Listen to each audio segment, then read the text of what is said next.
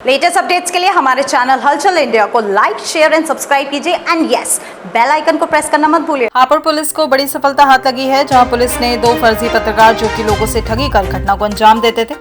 दोनों फर्जी पत्रकार जिनके कब्जे से 80,000 रुपए नकद, न्यूज चैनल की 2 माइक आईडी जिन पर न्यूज फॉर इंडिया और नई सोच नई खबर न्यूज लिखा था, उनकी 6 डायरी, 3 फर्जी आई कार्ड, नोटों के साइज के कटे हुए कागज और घटना में प्रयुक्त 2 कार बरामद की गई है। गिरफ्तार अभियुक्त पत्रकार बनकर पुलिस से बचने के लिए अपनी कार पर न्यूज चैनल के स्टिकर लगाकर चलते थे। यह दोनों शातिर अभियुक्त पूर्व में जनपद जालौन, मुजफ्फरनगर और देहरादून आदि में इस तरह की घटनाओं को अंजाम देकर लाखों रुपए की ठगी कर चुके हैं। दोनों शातिर गिरफ्तार अभियुक्त बैंक के अंदर ग्राहक बनकर जाते थे और नोटों के साइज के कटे हुए कागजों की गड्डी बनाकर थैली में रखकर टाइट गांठ लगाते थे, जिनके ऊपर नीचे 500 रुपए का असली नोट होता था।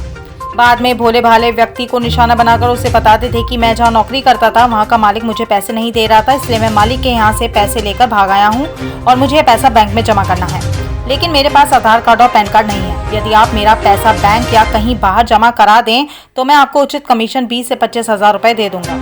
उस व्यक्ति को बैंक से बाहर लाकर नकली नोटों का थैला दोनों अभियुक्त कर देते थे और शातिर अभियुक्त उस व्यक्ति से गारंटी के तौर पर 15 से 20,000 रुपए ले लेते थे और फिर वहीं से पैसा लेकर भाग जाते थे।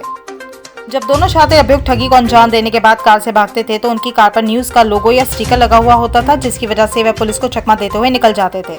इन दोनों शातिर अभियुक्तों को गिरफ्तार कर आज हापुड़ कप्तान दीपक बूकर ने प्रेस वार्ता कर खुलासा किया है।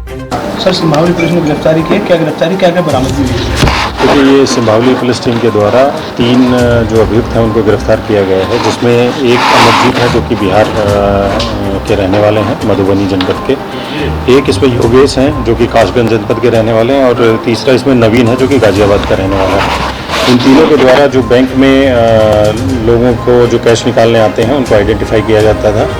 उसमें ये टारगेट करते थे और उनको अप्रोच करते थे कि हमारे पास 1 लाख रुपए हैं और आप एक्सचेंज में आपको 50,000 रुपये हमें दे दीजिए, हम आपको 1 लाख रुपए दे देंगे। तो इस तरह उनको झांसे में लेके और उनके जो पैसे हैं वो लेके ये चले जाते थे। जो ये इनके द्वारा जो 1 लाख रुपए दिए जाते थे उसमें ऊपर और नीचे की तरफ तो असली नोट रहते थे और बीच में वो फर्जी कागज लगा के रखते थे।